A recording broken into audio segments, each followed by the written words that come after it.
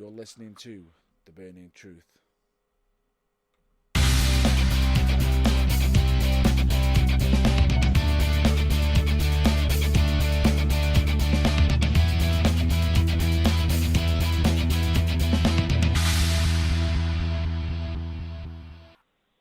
Hello, ladies and gentlemen, dude and dude. I'm one of the many hosts of The Burning Truth. I am Matt Burns. I am with John Bloor. I would hope that you're the main host, seeing as you're the one that's here every week. I try and be here every week. I've got a good record this last month or so. Let's see if we can keep that up. He's doing well. Yeah. He's doing Hi there, Matt Burns. How are you this week? A lot better. You know, plenty of ups, plenty of downs. But that's all with wrestling. Wrestling's been a bit of a roller coaster this week. Isn't it always? That's the beauty of it. That it is. But the funny thing about it is we've got plenty to talk about this week, if I'm not mistaken. Indeed we have. That we have. And I think this is possibly the first week that we're just going to go straight down to business.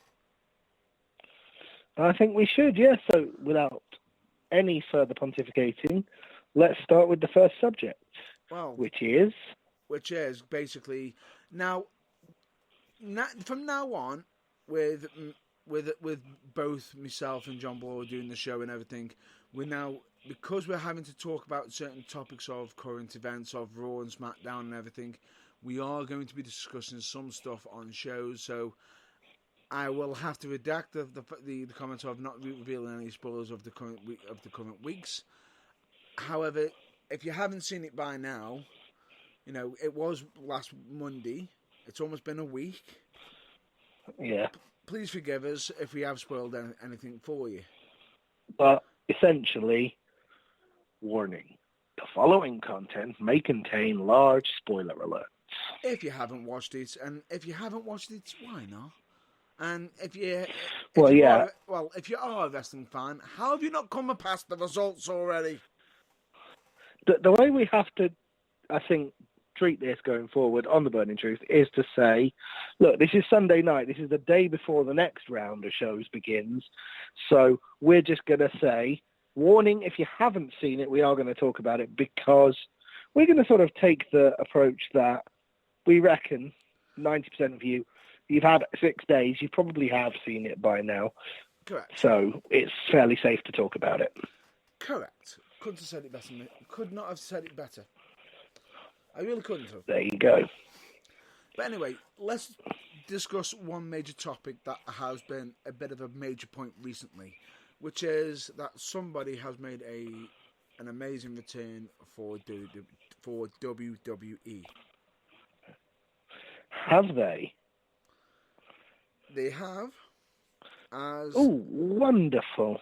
It's not, and they haven't made it clear if it's a full return as of yet, but the news was on Monday is that Roman Reigns has managed to fight back leukemia and put it into remission.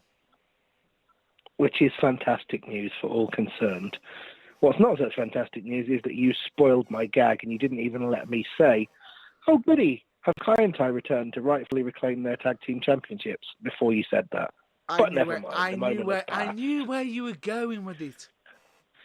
Yeah, the moment has passed. Anyway, yeah, congratulations to Roman Reigns. He has successfully put leukemia in remission for now. So he's back. He is. And the funny thing about it is the promo he was able to cut was really, really great. And the fact that he still even turned around and said to everybody, you know, he didn't claim the ring was his yard. He said it was our yard. Our yard, meaning us, the wonderful fans. Yeah, and the emotional moment at the end when he was just leaving, and a certain Seth Rollins came out on stage to meet him as well. That's true. But that was kind of cool. Then later came back a bit later, but I'll touch that subject after, actually. But I have to bring up something that's been made aware of because it's been a bit of a hot debate, actually, with Roman Reigns returning. Okay, and that would be...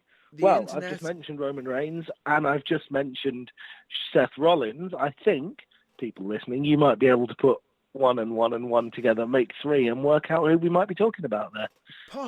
Possibly, but we'll talk about that subject a bit later. But the hot topic that's been raised recently is in regards to Roman Reigns fighting back leukemia and everything, and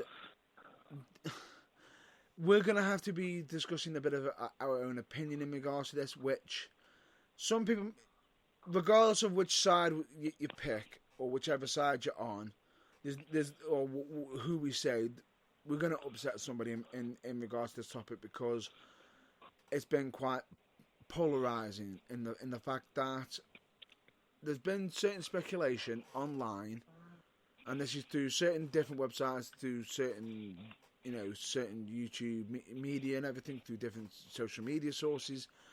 They actually speculate that the whole Roman Reigns leaving in regards to having leukemia was staged.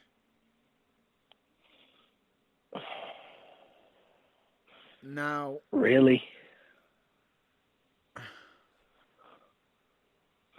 Have some people genuinely got nothing better to do than to make up absolute nonsense just because they want to find fault in things? That's what seriously. I mean.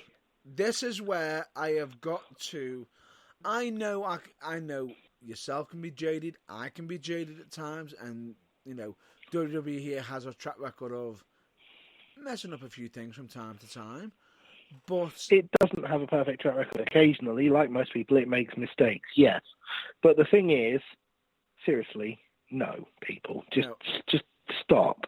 Take a step back, look at yourselves, listen to what's coming out of your mouth, and just think for a second.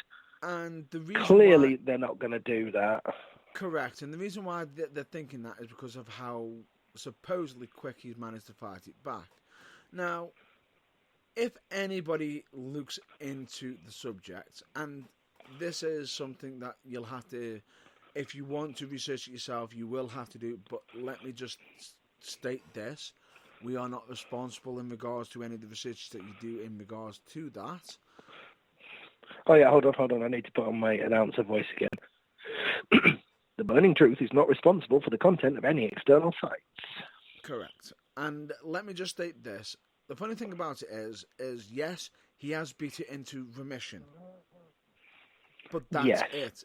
The fact is, leukemia is one of them illnesses that can come back multiple times. It's in remission, which basically means it's asleep now. It's not gone, and it could come back at any given moment, but he has beaten it for the time being. That is all. And he is able to return. Now, a lot of people are speculating, well, they've used this as, have they faked it, have they done this? And the reason, and that their only case and argument that I can think of is the fact that when he did leave to combat it, the fact that they decided to do the whole heel switch on with the third member of the Shield, which is Dean Ambrose. Yeah, well, that is a contentious topic, but if we could just stick with Roman Reigns just for a quick second before we move on to Dean Ambrose. The other thing that I would like to mention is they have, upwards of 100 other people on the main Raw and SmackDown rosters they could have had to, if they wanted to, let's say, for some reason they'd lost their marbles and they wanted to stage that someone had leukemia because they'd gone completely insane. They had one person on the roster who spent the entire time before he went away claiming that it was his yard and that he was better than Brock Lesnar because he was happy to be there every week. Do you honestly think they'd pick that person to suddenly and really conspicuously not be there? No. You really haven't thought this through, have you, people? Come on, sort yourself out. The funny thing about it is, if you want evidence of it, what my colleagues just stated is, look into the fact that when he was working with John Cena, yes, during certain promos, he may have fluffed the line and Cena called him out on it, but he still stayed around to cut them great promos, to still learn his craft. And that's the thing. He does want to be Yeah. around and everything, and that's where a bit more of the connection that he's managed to establish with the whole WWE Universal Wrestling fans and has been able to flourish, and it actually Absolutely. has flourished. And he is far, far, far more polished a performer now than he was even a year ago. So, Correct. you know, And his let me continued just efforts to improve aren't going unnoticed. You know, we here at the Burning Truth, at the very least, appreciate the fact that he wasn't very good at several parts of his game when he started, but he's No worked one his is. arse off and improved on 90% of them. You think Cena Like got to where he all- was by literally just going, "I've got instant charisma. I've got instant wrestling ability." How's no? Yeah, look at Randy Orton didn't. anybody who's huge in this industry. Hello? Anybody remember when Triple H was a upper-class Greenwich, Connecticut snob? Nobody gets it right and hits it out the park first time. Wait, Smile, Rocky smile. Wait. I can make it even worse than that gimmick. Go on. The one that he had in WCW. What, the one with the worst pun for a name? Oh, you mean Terror Ever. Rising? Yeah, the very same. Yes.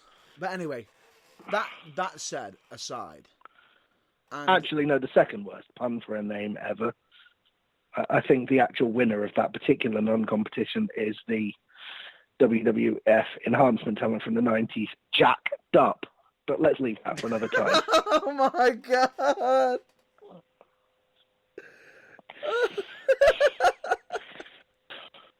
Ladies and gentlemen, there will now be a short pause while Matt Burns wets himself laughing. Talk amongst yourselves briefly there, and we'll be back as soon as he's got his breath back. Are you serious on that one? Genuine thing. I kid you not. You know what? Anyway, that's going to have to be a subject. Names aside, That's going to have to be a subject for another time.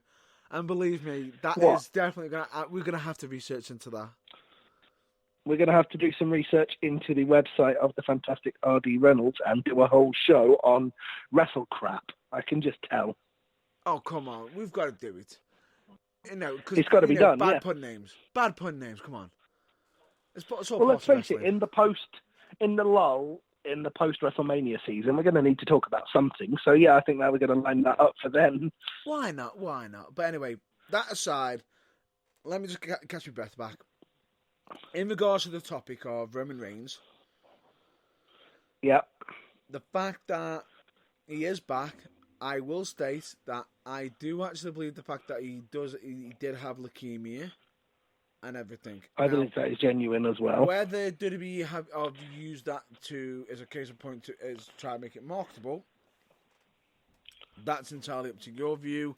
But here's the thing: regardless of it, yes, they might be gaining some money from his return, but take into account a lot of people were supposedly stating that Vince McMahon was demanding Roman Reigns to make a return. And let me just state this: if the situation, which I think the situation is very real, if Roman wasn't well enough to come back, he would not have come back.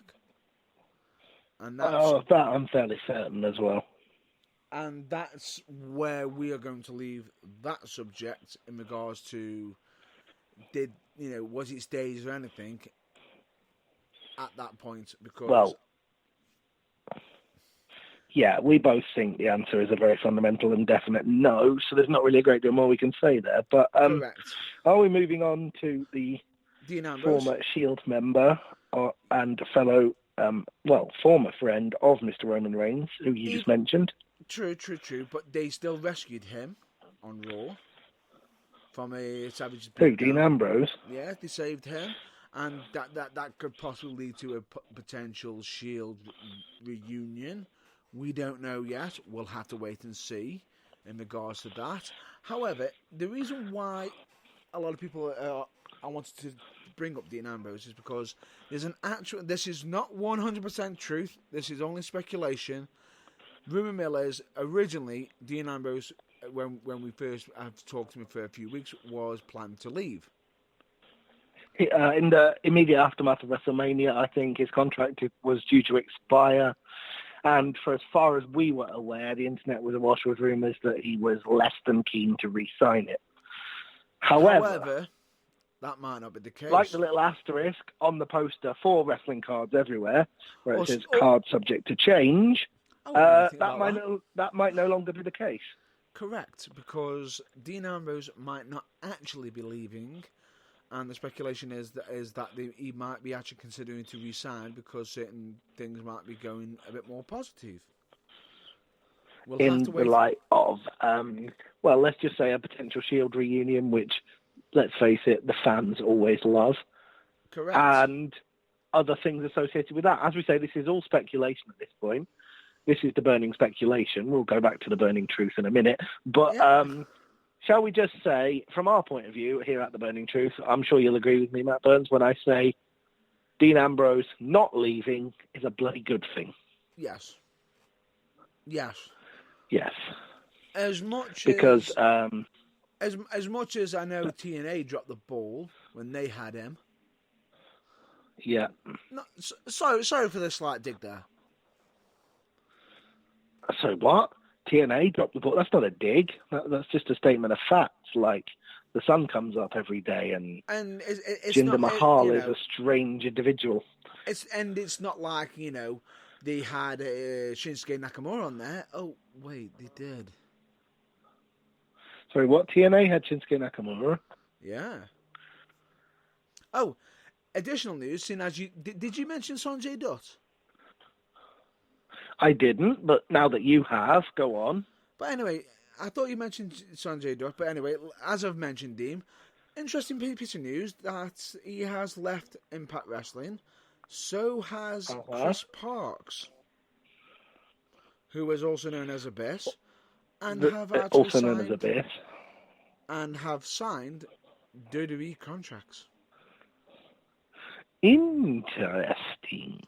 Now, this might not actually be as a entertainer. I think it's mostly backstage, but they are now part of the WWE family. Now, I don't know what the deal is with Chris Park or Sanjay is. He could end up being wrestling on the roster, but we don't know as of yet. But we'll have to wait and see what their current standing and developments are in regards for the future. Indeed. He is hoping for the player from the Himalayas on 205 Live pretty damn soon. That would be interesting. Throwback nickname. Yes, I know. That was his 2005 nickname, but I'm old. Deal with it. Was it? It might have even been before that. I'm actually wondering now. But anyway, if we are wrong, please let us know. So we are infallible. We do make mistakes. No, we are not infallible. We do make mistakes. You just made one there. That proves the point. Exactly. Boom. There you go. Case proven and thus case closed. Right. Dean Ambrose might not be leaving is the point we're making there, which is wonderful. Correct. Now, Roman Reigns is back, which is also wonderful. Great. And let's get on to some soapbox stuff. I was going to say, enough of what WWE is doing right. Let's get on to the meat and bread of why we're here this week, which is more things that WWE have done, which may or may not be right, but which we just do not understand. Which way shall we go? Well, I don't know. What are the options? I mean, we're going to cover all of them, but tell the folks what they are, and then we'll make a decision on the fly as to where we'll go first. I was thinking of the last segment of Raw, or the whole tag team thing.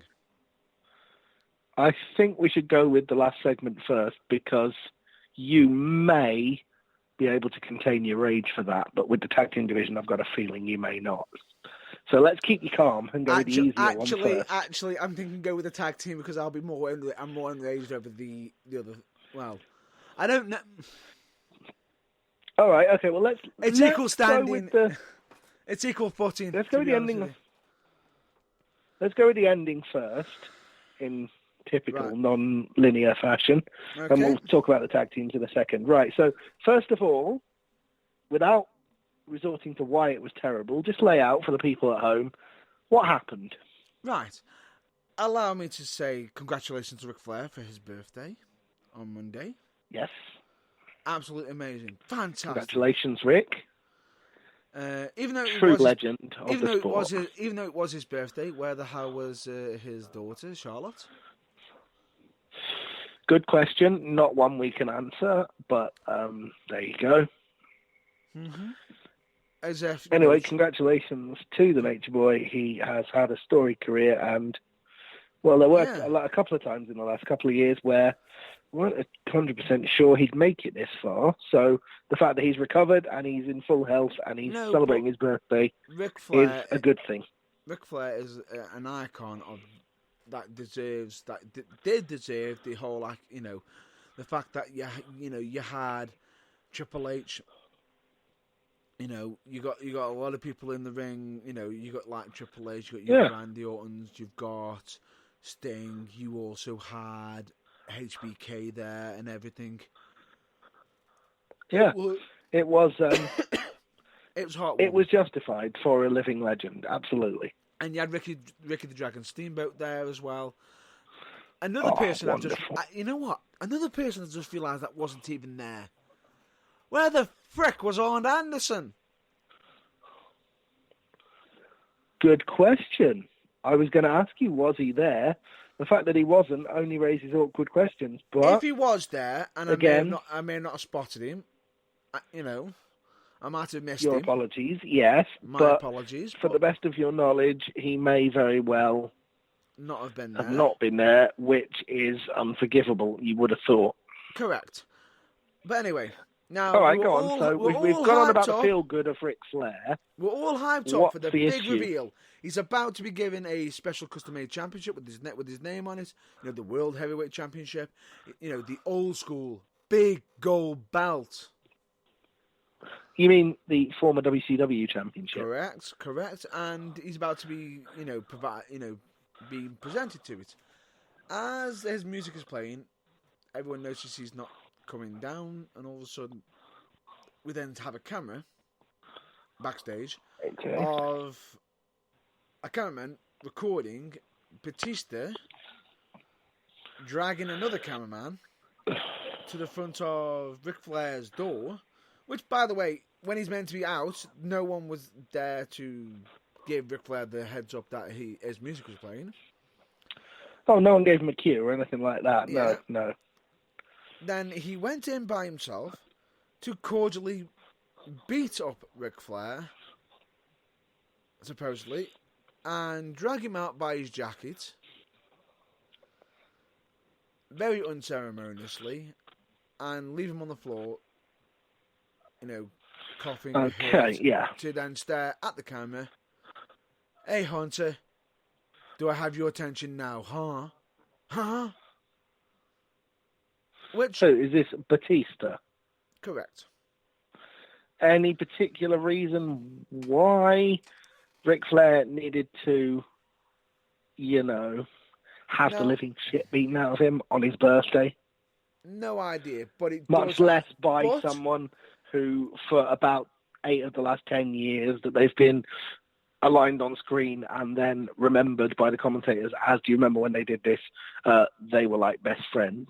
When they were tag team and when Ric Flair, supposedly, I think the idea is because Flair was the one when, if you recall back to I believe it was the 1000th episode of SmackDown, was it? I'll have to trust your judgment on that. It's where they had Evolution on. Now, there was supposed tease that Batista was actually, saying that Triple H has never beaten him. And that you had Ric Flair being peacekeeper. Yes. To calm cooler heads. Now, in regards to this is meant to be a tease that Batista is challenging Triple H to WrestleMania, to a match. Really? Oh, okay. Right? Interesting. Yeah. And I will state, interesting dynamic how they did it. I'll give them that. Did not predict that Batista was going to be making a return. And it was... No, I don't think... That's one of the times where they've had a big surprise like that, and I genuinely don't think too many people will have seen it coming. it wasn't seen coming at all. And No. one thing this also brings up as well is I've noticed that Stephanie and Triple H have been more goodies, more faces lately. Dare I say? Possibly. Well, if they have, and if that's the idea of It their has been latest because improved role, as much as no I can one's say, told Vince. yeah, as much as you can say, but there's a reason why behind that, and I will get onto that after this. After we've gotten through the topic of this and the tag team division. Then I'm going to start.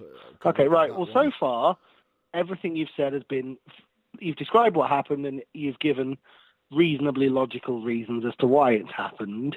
So the question I have to ask is, what's the need of the soapbox? Exactly what made you so angry?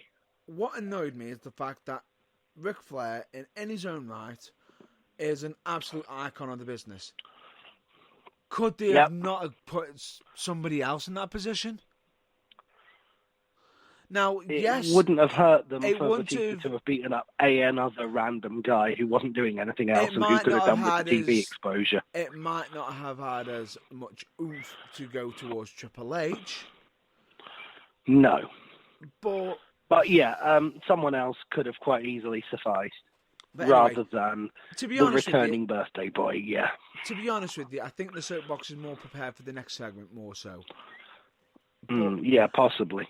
More so. The segment which I happen to have on in the background right now from this week's Monday Night Raw, which involves the continued burial... Whoa. We'll get onto that for a minute. Let me just finish the Ric Flair, which is, I think WWE could have put a bit more emphasis on it, and how Ric Flair is a legend of the sport. Why was he so outnumbered by Batista? And why? Yes, I understand. He's not young anymore, but it's Ric Flair. Damn it!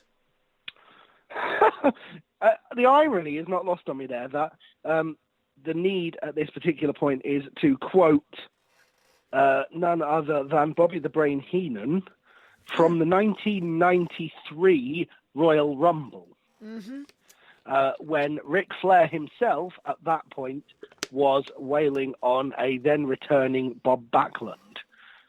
And certain Mr. Heenan's quote was, "Can you get arrested for beating up the elderly?"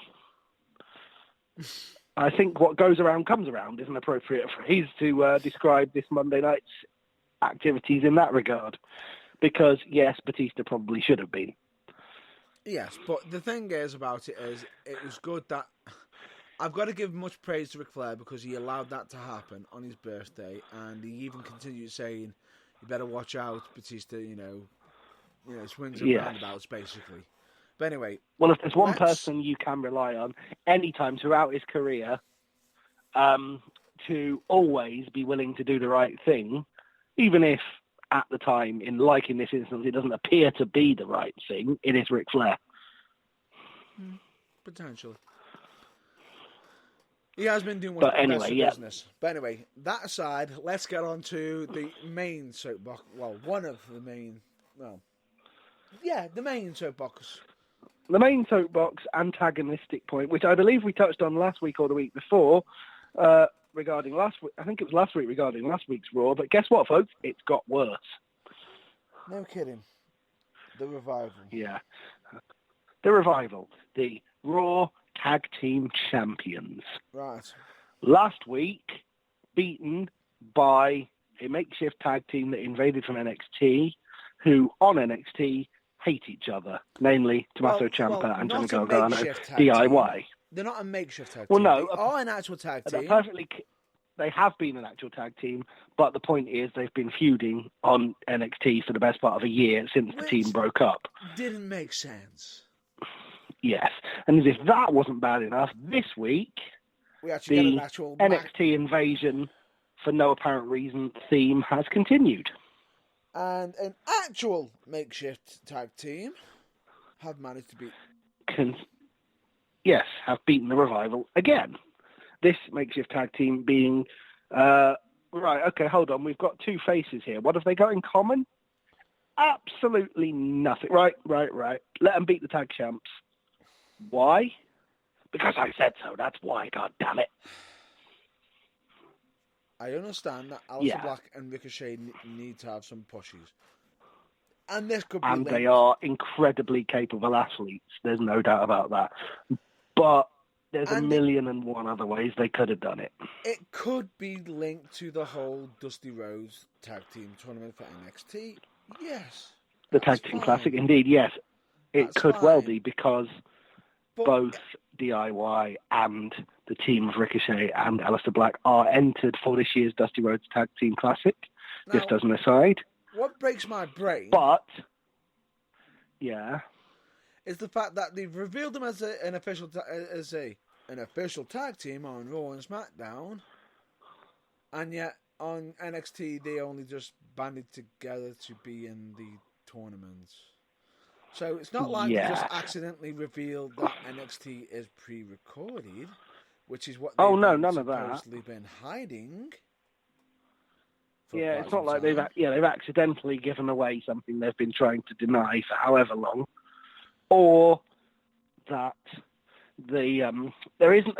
I don't think there's a massive crossover. I don't think very many of the hardcore Raw watchers watch NXT or vice versa, which will have them scratching their heads. Correct. And I don't think there's a big enough crossover for it to work. Not only that, you'd also got this makeshift tag team beating another makeshift tag team on SmackDown. Okay, go on. I have not yet seen this week's SmackDown. Which is, you've got Aleister Black and Ricochet defeating Shinsuke Nakamura and Rusev, who have just recently banded together. Okay. Well, that just adds another nail in the coffin and puts another underlining under the fact that you can I think Vince McMahon has compromising pictures of Rusev because the guy can't get a break. Yes, you can say it's a makeshift tag team, so why are you complaining? But what does me head in when it says, yes, they can take the loss and won't be as damaging as the Revival. The tag team champions. The Raw tag team champions who, for another week, hadn't actually had a full entrance. Oh, yeah, don't even get me started on that. Oh, no. I don't even have to get you started. We're the Raw Tag Team Champions. Yeah, what makes it worse is, we don't have to start you on it because the Revival have even hinted at it on Twitter, asking WWE, as the Tag Team Champions, if they can have a full entrance next week. What the hell? Yeah, because obviously they had a full entrance, but they've watched back the footage of Raw afterwards and discovered that said entrance occurred during a commercial break. Yeah, top job, WWE. Way to push your stars. Idiots. So, WWE can't seem to get anything right for getting stuff wrong at the minute, especially when it comes to the Revival, which is a shame because A, they're a very talented tag team and they should be pushed to the moon, and B, they're your freaking champions and should be treated as such. Now, let me just state this. The makeshift tag team of Aleister Black and Ricochet could have been on Raw and SmackDown because of DIY. Possibly. Very possibly. Because unfortunately, there is an actual injury on it for NXT. Is this a speculation or is this a genuine injury? It's a genuine injury. Oh, that sucks, man. It is an actual genuine-ish, injury, which is Tommaso Ciampa. The current NXT champion, for those of you who are not aware. Yeah. I mean, if you're not aware, what rock have you been living under for the last 6 months? But yeah, the current NXT champion, no less, has an injury which is looking to rule him out for, well, I'm not sure how long at this stage, but I believe you mentioned it was a neck injury, so you don't really get minor neck injuries, do you? It's possibly a neck injury. I'm just doing a little bit of research into it. But it's... All right, okay, I'll briefly just fill for you while you just... Carry on. I was going to say, I'll just fill for you briefly while you just get on the popular internet search engine and have a look. just so that we can make sure we've got our facts straight. Because, like I say, something as potentially damaging and potentially long-lasting to keep someone out that long as a neck injury, we don't really want to be just randomly speculating if we can have the facts in front of us. So Mr. Matt Burns is currently looking that up. But if Tommaso Ciampa is injured, I hope that it is in such a way that it is minor and it will not necessitate a title change.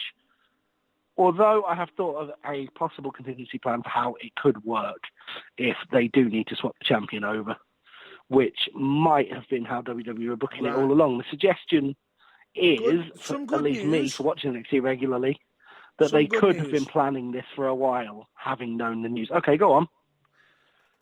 They haven't stated it's his neck. Oh, that's a relief. Yeah. They haven't stated Have they his stated neck. what it actually is? They haven't. So it might have been through error on my behalf, because I might have just assumed it was neck, unfortunately, because he has had... I see.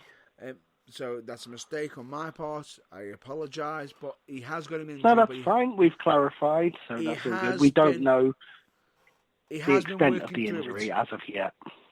He is working through it. So hopefully there'll be no need for a title change and he can work through it. And Fingers let me just crossed. state this. Let me just state this to you. Yep. And this is not going to be this is not lightly from me. If it's serious, let him drop the title. Oh yeah, absolutely. If it is in a neck injury, and if it is in any way a serious injury, the best thing you can do for the sake of his career and long-term well-being beyond his career is let him get it fixed properly, and he can always come back and reclaim the title later. Correct.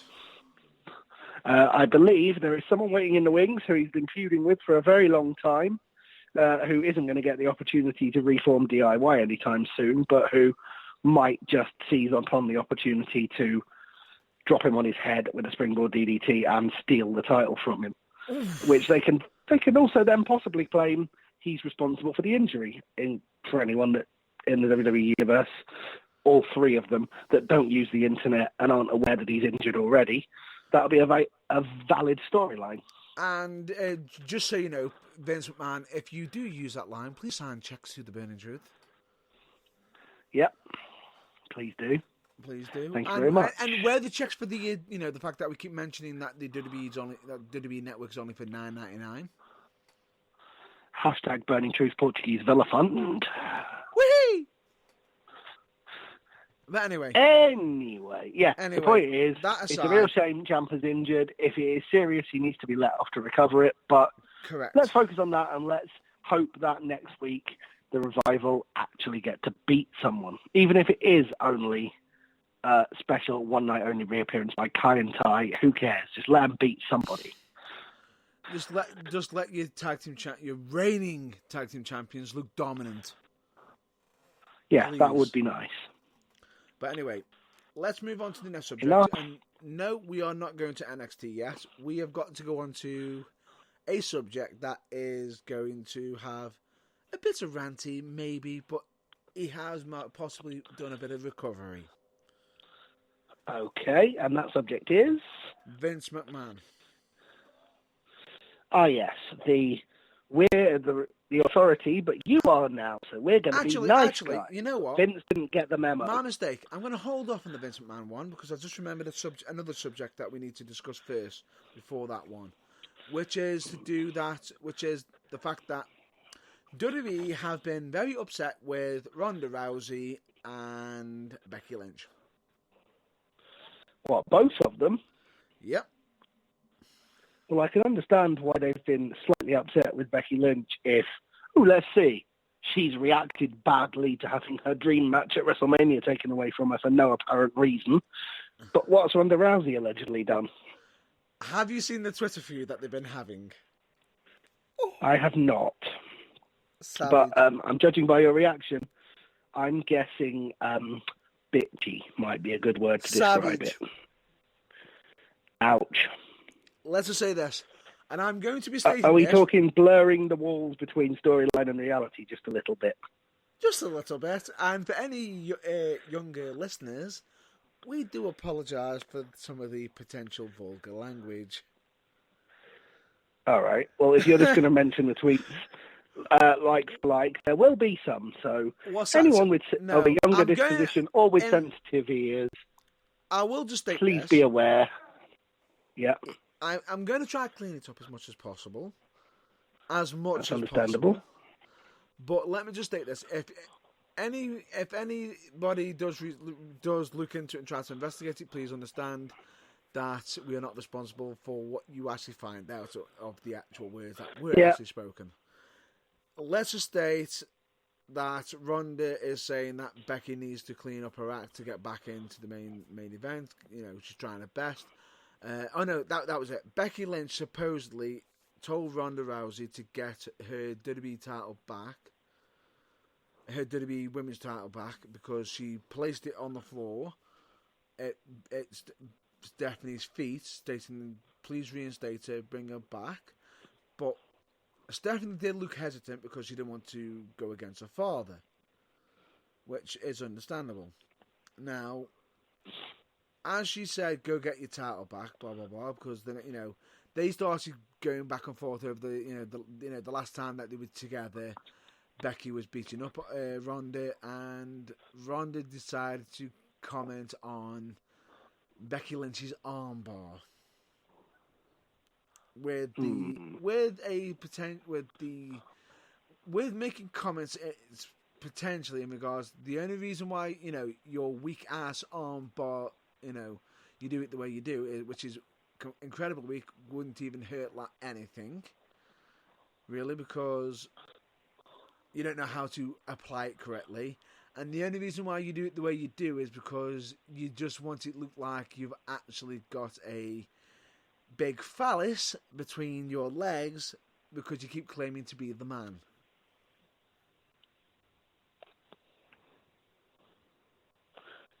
How incredibly juvenile. At which point, Becky retorted with, "Yes, it does look like it. Yes, I never noticed that." And as she put the image back up, she actually put a image of Ronda Rousey's husband's face on it, on the hand section, making the claim. Interesting. Yeah. In a very silly and very childish way. It's not going to end well for either of them. At which point, Ronda then breaks the wall. Breaks it, or 40-ton lump hammers it into oblivion? Pretty much by literally stating, "Rebecca Quinn, the next time I see you, I'm going to be smashing your face in." Silly, silly, silly girl. Which, the last bit, great way to get them going. But supposedly, that was half a spectacular promo. WWE, yeah, legitimate hatred. WWE is upset with the language. Well, there's supposed to be a TV PG. Was it TV 13? I can't remember anyway. The gist of it is PG. a family show. So PG. the understandable thing, it's supposed to be a family show. So, they're obviously less than happy with the language. But it's getting mainstream publicity. So Correct. WWE has long worked on the principle that any publicity is good publicity. So, I'm sure in the long run they'll come to view this in the same way. Correct. Now, let's move on to the next subject, which is Vince McMahon. And yes, the whole thing that, because we mentioned Becky Lynch, as you already know, I'm annoyed in regards to how they've done that. The fact that they haven't allowed... They're basically putting Charlotte in every time they're about to give her something. And Charlotte cut it. Yeah. And I will say, Charlotte did cut a good promo stating that if Ronda wants to leave her championship on there, on the floor, in regards to, because she can't have, is she doing that because she's scared of Charlotte and blah, blah, blah, and everything? And, a perfectly sensible promo, but which it was, but totally I just feel not as though needed. I just felt the promo was necessary because of what the WWE is pushing on forward with. Yes, it was, but I just felt as though they've taken away from Becky again, once again. But Charlotte's going to Yes. be on Raw again once, this week, but less of that situation. We'll discuss that more next week because we'll actually have what's going on. But let's just mention that Vince McMahon's mind switch thing. Right. Now, when Right. Vince McMahon did the whole thing on Becky Lynch, that drew a lot of hatred towards Vince McMahon. Now, Vince is supposedly being the only authority figure that's been a villain, which is interesting. Yeah. Because he is going back to old roots, but he's not doing this in the same sense. A lot of people are comparing Becky Lynch to how Austin was, but it's not at that, Interesting. but it's not at that. Sort of. They're not doing that sort of contingency as in them beating each other up and everything in regards to the actual Austin thing. But a lot of people saying there are similarities in the fact of how she's fighting the system. To be honest, if Becky keeps getting stopped at every turn by Vince McMahon, her knocking his lights out before WrestleMania is probably about evens in the bookies about now.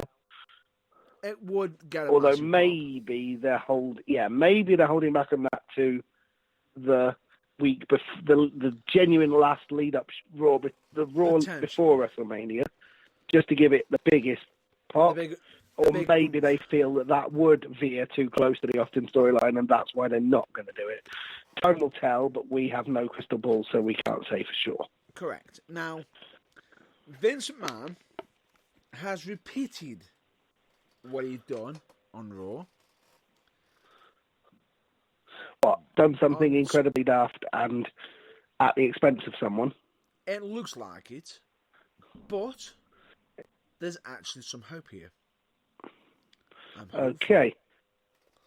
I'm hopeful a little. I am hopeful a little bit. Now, a lot of people... I see. Go on.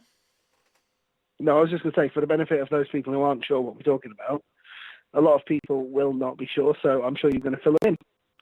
Correct. And that is, Kofi Kingston has been considered a number one contender for Daniel Bryan's WWE Championship. Now, that's been interesting.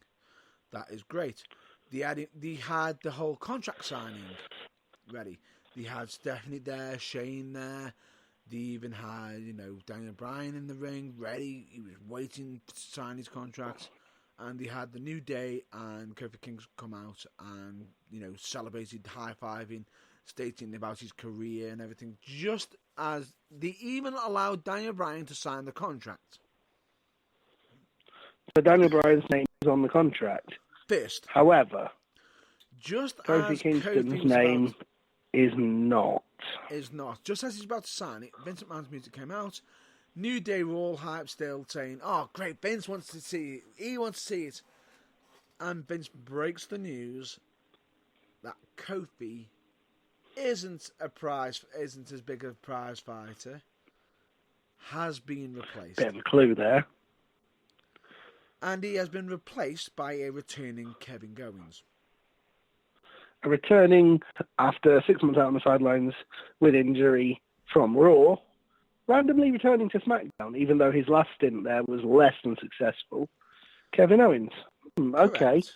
Yes, Kevin Owens is a known commodity, former Universal Champion, guaranteed headliner, but my God, what a slap in the face to Kofi. And Xavier Woods and Big E, you can see on their faces that they were just saying, it's his time, meaning Kofi. Yeah. Kofi's face told a different story. Kofi's face probably told a story that he'd been told what Vince was going to do earlier and not to tell anyone on pain of death. So he probably wasn't. Or was his face genuinely shocked? It looked more like he was destroyed. Oh. It looked like he was destroyed because he's got himself. He's really hyped up. And the crowd did show some of their hatred for it. But Kevin Owens isn't being a villain in this situation. he is actually standing up and going against Daniel Bryan in a bit more of a facey role. Now, a lot of people are going to be saying, well, what the hell's going on there? Why is this happening and everything? Now, I know what you're saying is, how am I hopeful? Well, how are you hopeful? Let's see. I'll get to it. Because Kevin Owens has had an 18-year professional wrestling career, of which about 15 minutes of it have been as a face. And so, therefore, you can't have heel against heel at WrestleMania, so something's got to give. Correct, but this is not for WrestleMania. This is for Fastlane. No, this is for Fastlane. But Correct. all roads from Fastlane lead to WrestleMania. But yeah, I'm getting a little ahead of myself. Let me just state this. Kofi Kingston is red hot. Now, I feel sorry for Kevin Owens because spoiler alert, I don't see him beating Daniel Bryan for the now WWE Eco Championship. Hashtag triple threat at Mania. I don't see that either. Really? I don't, because technically, if he loses, he doesn't get a rematch. Supposedly by the supposed law of the authority, the higher ups. Yeah. Even though Shane McMahon's got himself a rematch already for the tag team titles. Yeah, but yeah. One rule for one rule for everyone else. Moving on. But the point being is, I can see Daniel Bryan beating Kevin Owens, which means it diminishes his Kevin Owens return, but it doesn't diminish it that much because Kevin Owens made his return there and then, and he ended up tagging with Kofi, who's still distraught throughout the entire show. Yeah. In defeating Eric Rowan and Daniel Bryan by pinning Daniel Bryan, if I might add. Sorry, Kevin Owens pins Daniel Bryan. Yes. Okay. Now that at least makes some sense in the semblance of trying to make that car crash of a decision at least make logical sense. Now, what's interesting is a lot of people are panicking, saying, "Oh, Kofi just lost his dream." However, this has potentially made Kofi into an even bigger commodity because the fans are now even more behind Kofi. The fact that he's just had his dream of being WWE taken away from him, just as he's about to sign the contract to be. Yes, which means, the fans are now, like you say, they're now even more determined for it to happen, and the tidal wave of popularity for him may possibly reach Daniel Bryan for the Yes Movement levels. I'm sure that's what WWE are hoping for.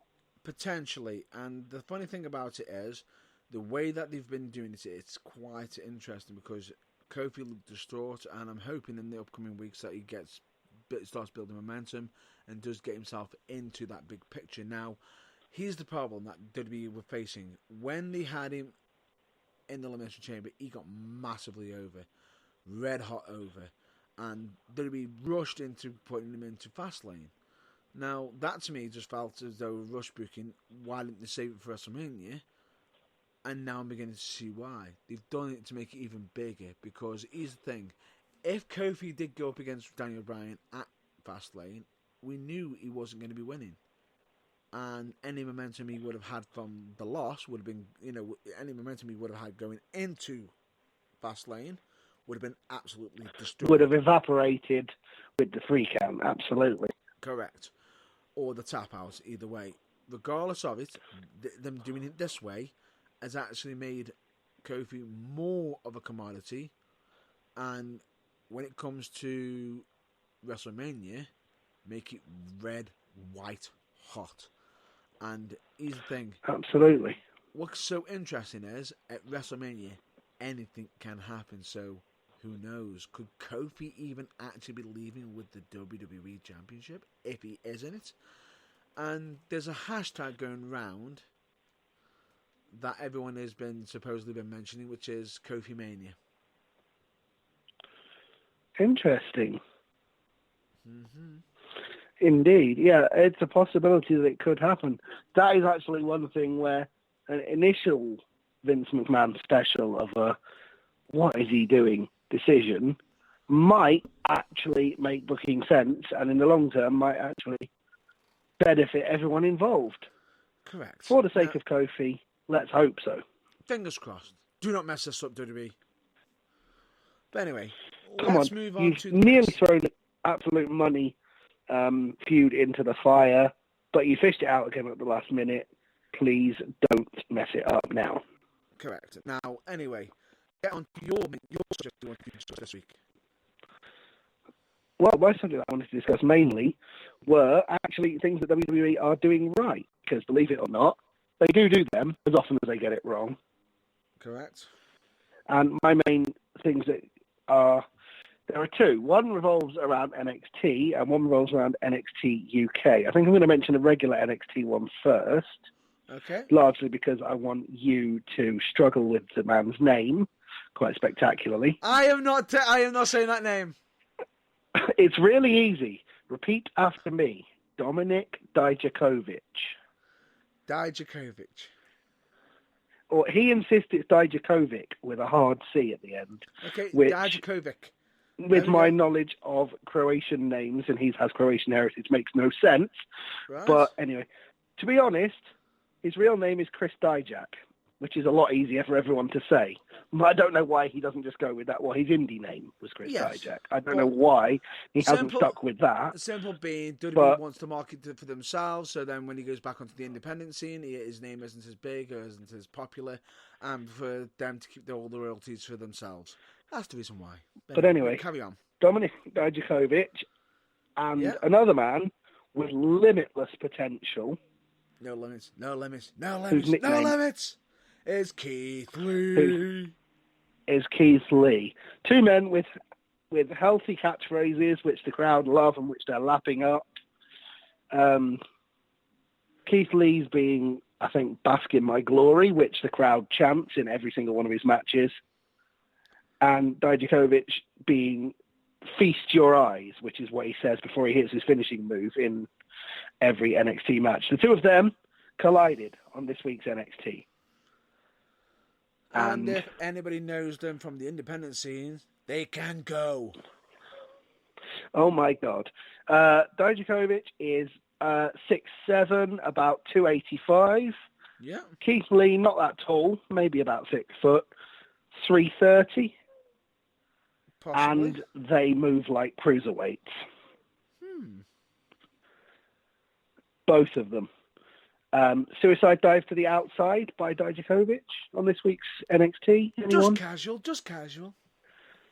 Yeah. But basically, they had a match. It was hard-hitting, smash mouth, but it was also everything you don't expect, like the high flying and the stuff that guys of their weight shouldn't be able to do. And one thing I'm going to point out, please no spoilers, because you can actually watch that on the WWE Network.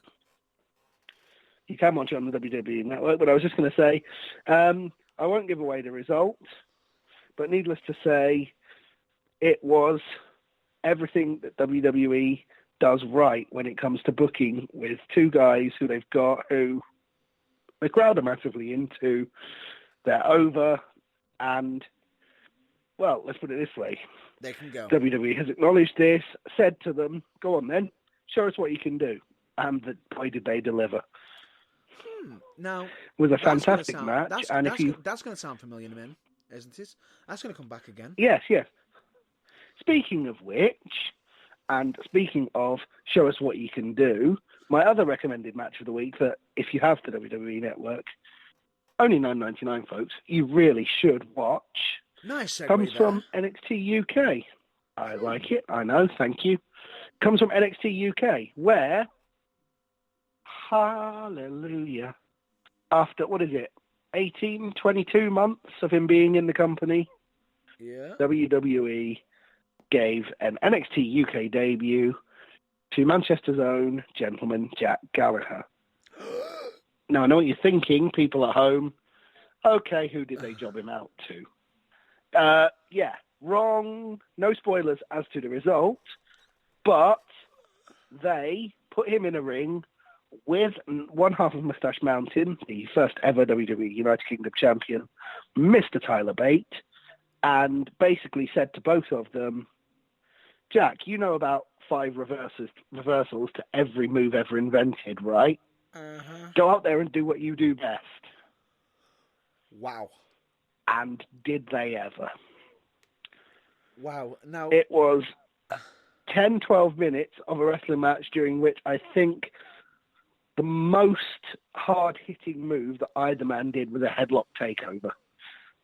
It was all chain wrestling. It was an absolute demonstration of both men's. I'd say Tyler Bates near limitless and Jack Gallagher's actually limitless, because I think he has a black hole in his brain and he invents moves just so he can invent counters for them every week.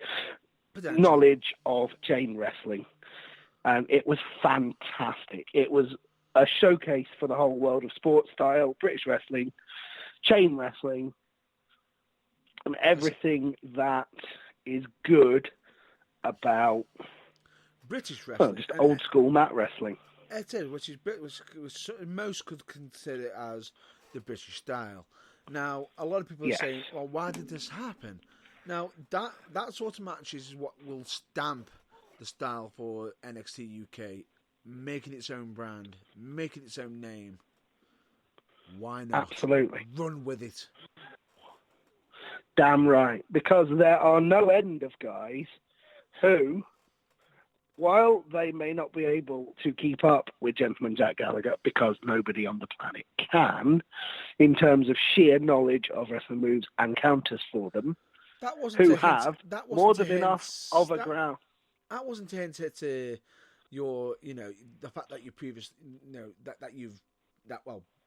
both of us have previously met both Jack Gallagher and Tyler Bate. That wasn't a hint at that, no, but nice segue. Well shoehorned in there. Good job.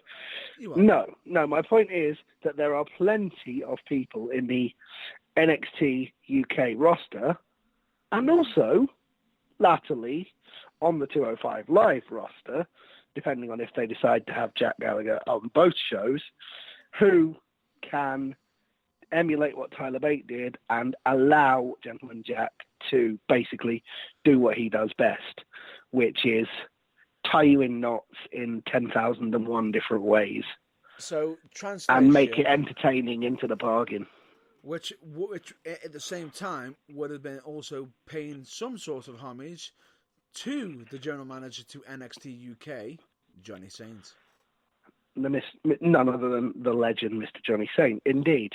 So I hope that this wasn't just a one-off because NXT UK happened to be being recorded in Arizona and they had access to all the US-based talent for the likes of NXT and 205 Live, and so they just threw something together. I hope it's the start of something bigger, including Gentleman Jack Gallagher having a bigger involvement on NXT UK and more of those kind of matches, because...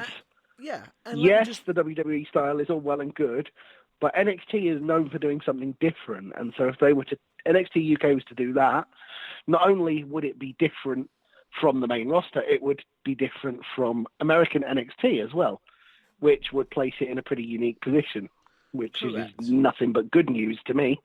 Correct. So, in other words, I believe you were chanting, "We want more, we want more, we want more of that, please." I believe the modern day parlance is fight forever. Yeah, pretty much. But there was lots of that going on. Already on that episode. But anyway, I believe we've been talking for quite a long time now. We have indeed. But that's no bad thing because it's been fun. We've covered a lot of ground. That we have. And with that, just to make everyone aware that you may be surprised that we haven't done Fastlane predictions. There's a reason for that, is because we found out that there's only been 4 matches announced so far, and feel as though... According to the official card, so far 4 matches have been announced. So, we think they're probably going to announce the remaining 3 or 4 this week on the main roster shows, and therefore we should leave it until a couple of hours before the show next Sunday, just to make sure that we're back up to date. Not like that we're just rushing it out, it's not like we're just rushing it or putting ourselves on the edge Oh, we of our don't just seats. throw this together, you know. No, we don't. No, we don't. But anyway, the fact is, we are going to be discussing Fastlane predictions next week. Is there anything else you want to discuss next week, potentially? Off the top of my head, whatever happens on NXT this week is probably worthy of a mention, but I can't think of any specific topics. And the fact that Charlotte is going to be on Raw as well. So we might be discussing most likely some Raw topics, some SmackDown topics, and hell, we could even be throwing in some UKWA and British wrestling topics next week as well. But they aren't officially the actual topics, but one topic that will be official will be the Fastlane predictions, which will be happening next week. But anyway, we need to now move on to the plugs so we can pretty much get a wrap up for this week's episode, which is, I will just do them in quick fashion. Yes, this is going to be quicker than usual because we have got you've got a busy schedule, I've got a busy schedule, and we need to get through this. So, yeah, well, I'm going to go get a drink, you're going to take a deep breath, and in 3, 2, 1, fire away, Matt Byrne. The following plugs are for the Burning Truth. We would like to give massive shout outs to the UKWA, also known as UK Wrestling Alliance, who is going to be having a special event on May 25th, Sugar Rush. Please give them a check out. Please check out UK Wrestling Media, who do absolute fantastic footage, fantastic photography. Please check them out as well. There's also Manchester Pro Wrestling Academy, who actually have beginner classes are on Monday, £10 per class, 7 p.m. till 9 p.m. And if anybody wants to know the actual location of where they actually do the training, please check them out on their social media. More aimed at Facebook if you can. Please check out JD Printing and Stitching, as they do absolutely fantastic work, especially in polos. Please check out websites, for charities like Mind, Changes UK for health and well-being. Please check them out. They are absolutely wonderful charities, and the information that they have on their websites could actually prove useful and could end up actually helping yourself or someone that you might know and maybe changing some lives. You never know. Please check out Team 4-Star, of course, with their Dragon Ball Z Bridge series. Please check out bands like The New Breed, Cannons, and of course always check out Botchamania. You're welcome, Matthew. Got to fit you in every week. Please check out Phil DeFranco, who's always bringing the hot topics, even political news, big news, famous news, YouTube news. Check him out on there. Please check out When Fandom Strikes on YouTube and of course TikTok.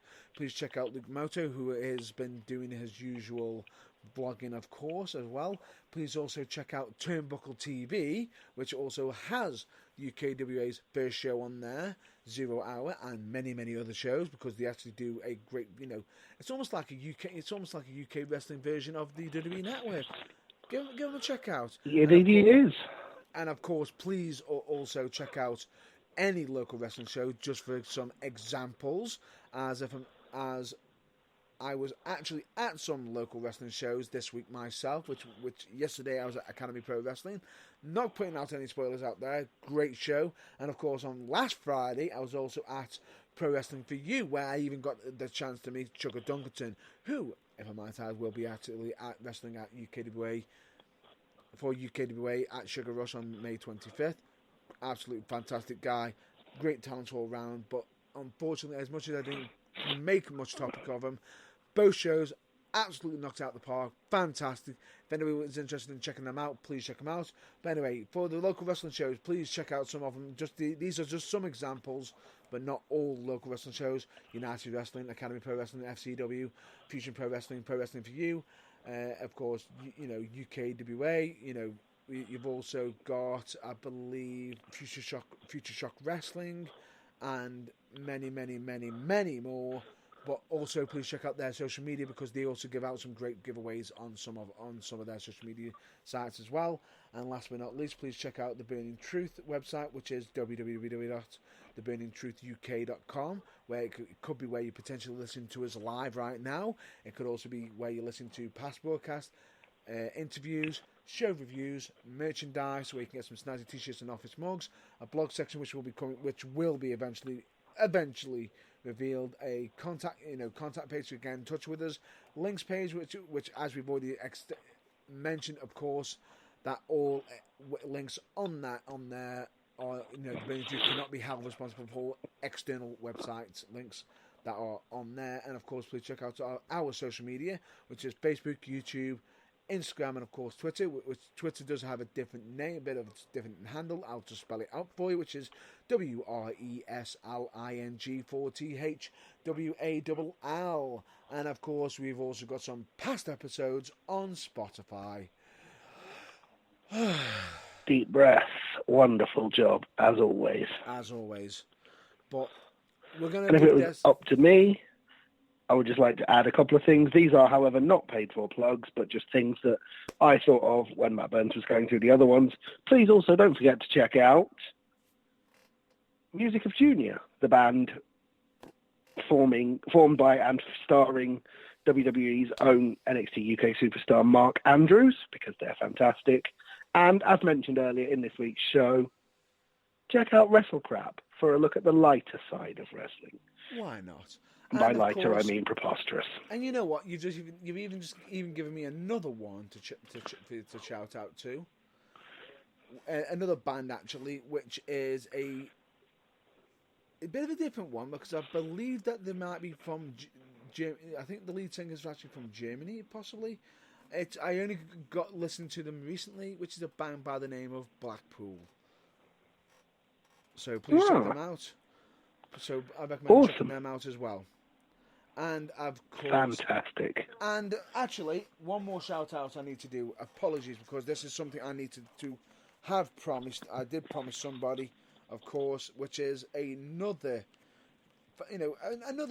podcast, a fellow podcaster, of course, which is hosted by Mark Adams, also known as Magic Mark Adams, who also does weddings and funerals and everything, because he is actually he can officially do them sort of call out announcements and everything. He can actually he does some great stuff in helping others, and of course he also runs his own I believe he actually has a weekly comic book radio show, which I recommend everyone to check out. Please give him a check out, which is Geek of the Week. Fantastic. And if you're listening, Magic Mark, you can come on here anytime. Definitely. And if I'm not mistaken, they are on radio. They are, of course, on on the cloud. They're also on iTunes, Anchor, Spotify. They also have video versions on YouTube. They're, of course, on Tumblr. And, of course, they also have a Facebook page as well. So please give them a check out, of course. Because if I'm not mistaken, they also state, embrace the alternative, and you don't need to know the full history of Batman to listen. So wonderful. And on that note, we really should wrap things up. So thank you very much for listening. Definitely. And I will hand you over to Matt Burns for the closing statement. You're welcome. And thank you very much for listening to this week. From myself and, of course, John Ballore, we absolutely appreciate that you do listen to us and everything. As much as we do sound like we're pandering on quite a fair bit. But with that, that is a wrap-up for this week. I hope, myself and John Ballore hope that you all stay well, stay safe as always. And as always, please, please, please check out your local wrestling. Catch you till next week. Bye for now. See you next week.